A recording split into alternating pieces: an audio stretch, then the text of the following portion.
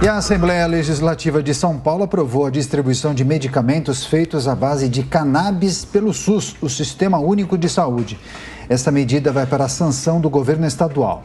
Então nós vamos conversar agora com a doutora Paula Dal-Stella, referência em estudos da medicina canabinoide aqui no Brasil.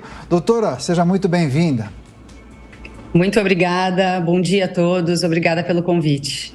Perfeito. Doutora, queria pedir, por gentileza, a sua avaliação em relação a essa aprovação por parte da Assembleia Legislativa de São Paulo. A senhora achou um avanço, resolve o problema daquelas pessoas, daquelas famílias que tinham que importar esses medicamentos muitas vezes, né? E esse remédio tem sido usado para que tipo de tratamento? Olha, é um grande avanço, na verdade, né? Desde 2019, a Assembleia Legislativa está realizando diversos trabalhos para conquistar, né, esse espaço, várias audiências públicas e reuniões. E ainda no ano de 2022, teve o trabalho da Frente Parlamentar, com várias audiências semanais. Isso criou um ambiente bastante favorável dentro da Alesp e muitas comissões deram parecer favorável.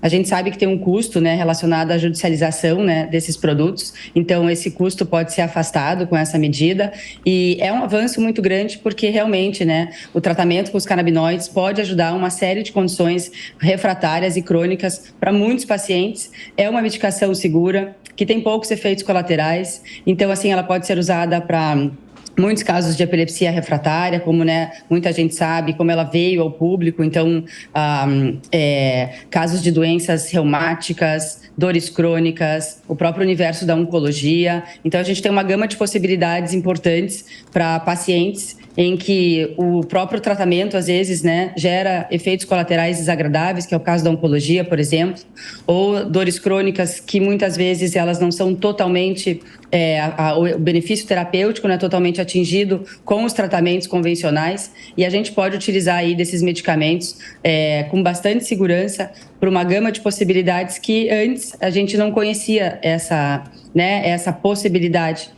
porque realmente a medicina canabinoide ou a endocannabinologia, como é um termo que a gente vai começar a usar a partir de agora, que é o estudo do sistema endocannabinoide, ele passa agora a ser talvez uma premissa para que os médicos, inclusive do SUS, possam utilizar esse medicamento com segurança.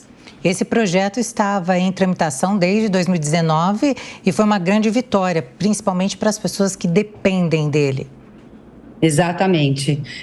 A gente tinha, né, acho que o custo da judicialização também era um ponto importante, porque esses pacientes, eles ficavam realmente à mercê, né, ou eles judicializavam, ou eles não tinham condição nenhuma de fazer o tratamento por conta realmente do preço, né, um custo muito caro.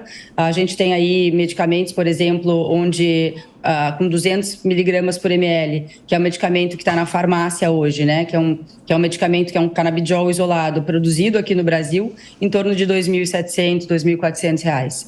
Então, para a realidade brasileira, que realmente precisa fazer uso crônico dessas medicações, muitas vezes esses preços são proibitivos. Então, a judicialização acaba e é assim que, né, uma vez que ele é oferecido pelo SUS, é muito mais fácil esses pacientes agora, né, obviamente, obterem o medicamento.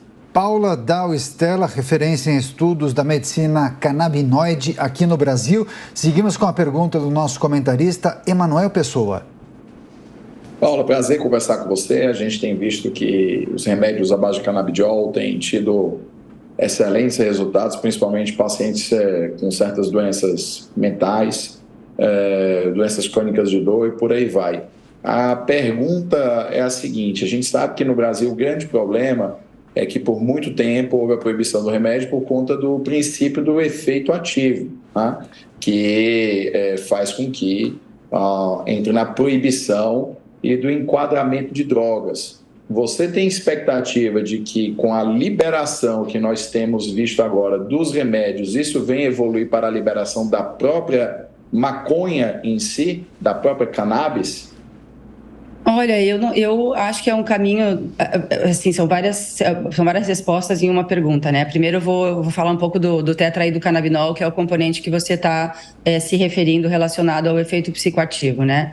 Ele é um composto extremamente necessário quando a gente está falando do uso medicinal. Então, é muito importante separar os assuntos, porque o uso medicinal, a busca pelo uso dessa substância está relacionada ao controle de sintomas. Então, dentro dessa dinâmica, a gente não precisa utilizar doses que são normalmente utilizadas no universo recreativo ou no universo adulto, que também é o termo mais correto da gente falar em relação ao uso recreativo dessa substância. O paciente que precisa fazer uso do tetraidrocannabinol está em busca do controle dos seus sintomas. Então, a própria busca faz com que a dosagem e a forma de uso sejam diferentes. Em relação à liberação total da cannabis, eu acho que ainda são vários passos que nós temos que tomar, porque enquanto a gente não tiver uma educação formal, tanto na própria medicina, os médicos aprenderem a utilizar essas substâncias, e a gente não educar a população e a sociedade sobre os riscos relacionados ao uso abusivo e crônico dessa substância, o que é muito diferente do uso medicinal, eu acho que ainda nós não estamos avançando nessa rapidez. Então, eu acho que isso não acontece de uma forma correta. Eu não acredito que o uso medicinal, porque nós fazemos o uso em gotas, né, na verdade, ele seja uma porta de entrada para o uso recreativo. Agora, doutora, na esteira dessa sua resposta e também da pergunta do meu colega Emanuel, ainda há muito preconceito, desconhecimento em relação aos remédios e medicamentos que são feitos à base de cannabis.